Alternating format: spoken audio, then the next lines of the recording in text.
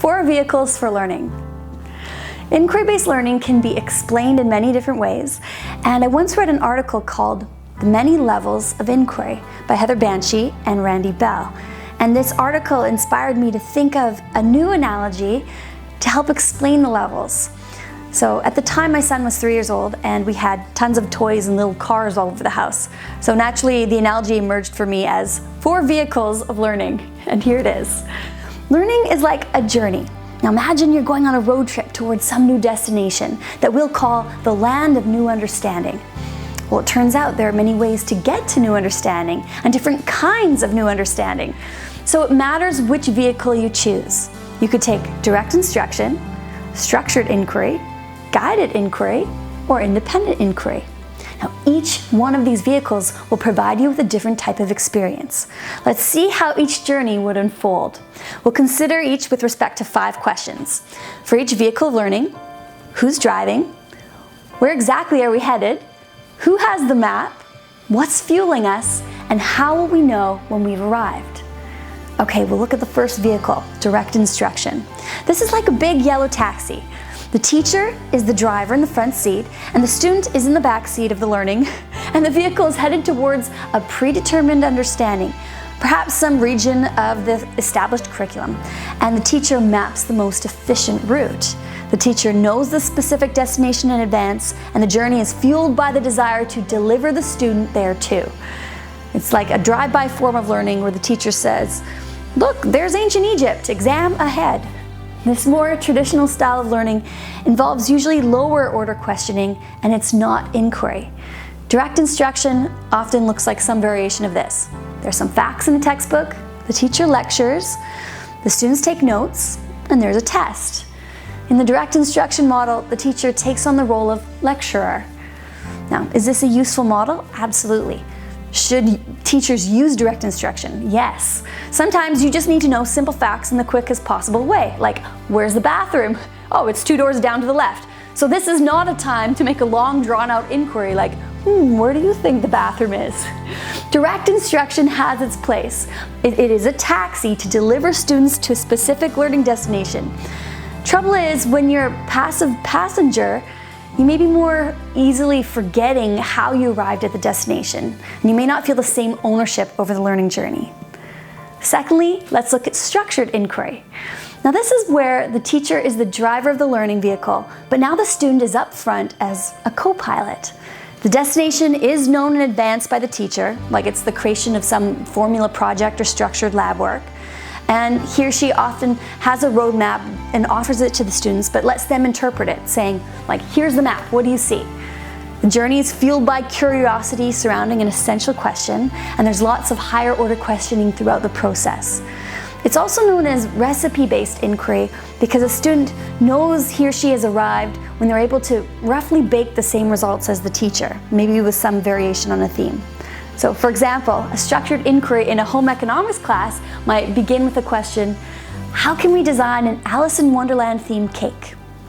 Then students are taught specific cake making and decorating strategies, but each student might produce slightly different results. Structured inquiry has the teacher in the role of the how-to expert, and it is a great way to teach basic skills in an organized, formulaic way, perhaps also offering some measure of creativity for students. Thirdly, guided inquiry. This is where the student is finally in the driver's seat and the specific destination coordinates are not known in advance. The student creates her own roadmap, and the journey is fueled by that student's own curiosity and passion. The journey begins with the student creating their own complex question, and there's lots of higher order questioning happening throughout the process. The teacher is the guide on the side, riding in the passenger seat with helpful supportive questions like, where do you want to go? How can I help you get there?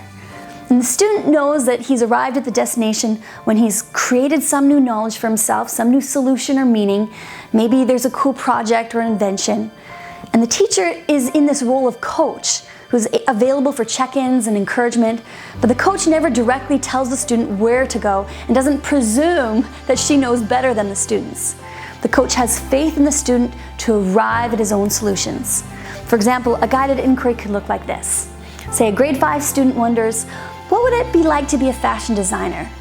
Then she does a bunch of research, does some sketches, explores fabric, sews miniature dresses to put on her own small handmade mannequins, does a little runway show for her class, and presents a speech about her learning journey in fashion. Throughout the process, her teacher checks in to offer support, helps her find materials and resources, provides some class time, and just facilitates, maybe by finding her a mentor of someone who actually works in the fashion industry.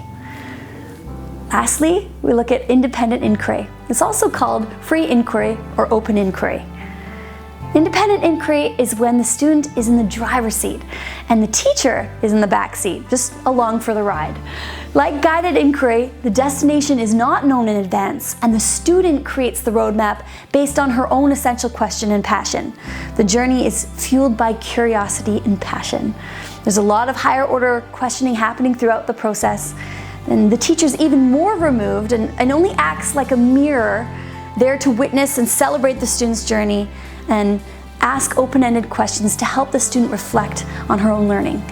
Independent inquiry is right for students who have some measure of confidence in the learning process and who are able to teach themselves.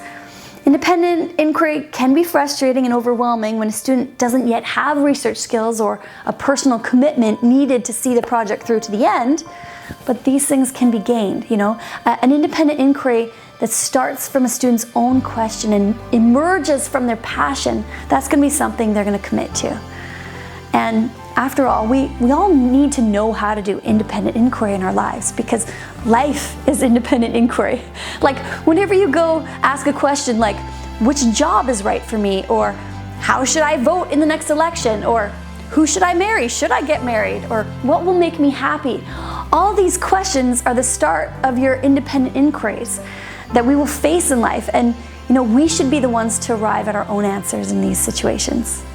So there are the 4 vehicles of learning: direct instruction, structured inquiry, guided inquiry, and independent inquiry. And I like to think of this as a continuum because there's certainly some overlap. And well, how do you know where you are in this continuum? Well, just follow this flowchart for your answer. Start by asking, does learning emerge from an essential question? No? Then it's not inquiry. Perhaps it's direct instruction. If yes, then who created the question? Was it the teacher or student? Ask, who created the plans? Was it teacher or student? If it was a teacher, you probably have a structured inquiry. If it was a student, ask, how much teacher guidance was given? If it was some or lots of teacher guidance, then it was a guided inquiry. If no guidance was given, then the student is on an independent inquiry. So which vehicle of learning should you choose? Well, students need to experience all types to grow as learners. Now, traditional teaching emphasized direct instruction, so not inquiry, for a majority of the time. Well, let's think about our own teaching practices. So what percentage of the time are your students engaged in each type of learning? Does it look like this? Or this? Or this? Well, the challenge is, here's what our students need. They need all types of learning. Every student needs something a little bit different at a different point in their learning career. What can we do as teachers? We can adapt. We can adapt to meet the various needs, and yes, this is challenging, but there's something we can do to make it easier. We can help empower our students to be inquiry ninjas themselves. We can teach them about the 4 vehicles of learning so that they can become self-aware in their learning process, so that they can know how to ask for what they need when they need it. You could show your students this video and the accompanying graphics so that maybe they can say, hey, I'm not ready for any kind of independent inquiry in woodwork class. Can I get some more direct instruction in how to use the bandsaw so I don't cut off my finger? Or, hey, thank you for helping me learn to use the bandsaw finally. I learned a lot from that structured inquiry we did on how to make a wooden coat rack. Now would you support me in a guided inquiry to make my own skateboard? You see, it's very empowering and easier when we have the clarity to distinguish the type of learning journeys we're on, and it's helpful when we have that common language to describe it. And how amazing would it be to help our students be inquiry ninjas for each other? Like if you have a class of students doing all different guided inquiry projects and you want them to have the benefit of one-on-one coaching sessions, but you can't offer it because your time is limited, just teach your students how to effectively question and coach each other. I've had students as young as age 9 learn to do this beautifully, and I'll share how in an upcoming video. There you have it, 4 vehicles of learning to explore and share. direct instruction, structured inquiry, guided inquiry, and independent inquiry.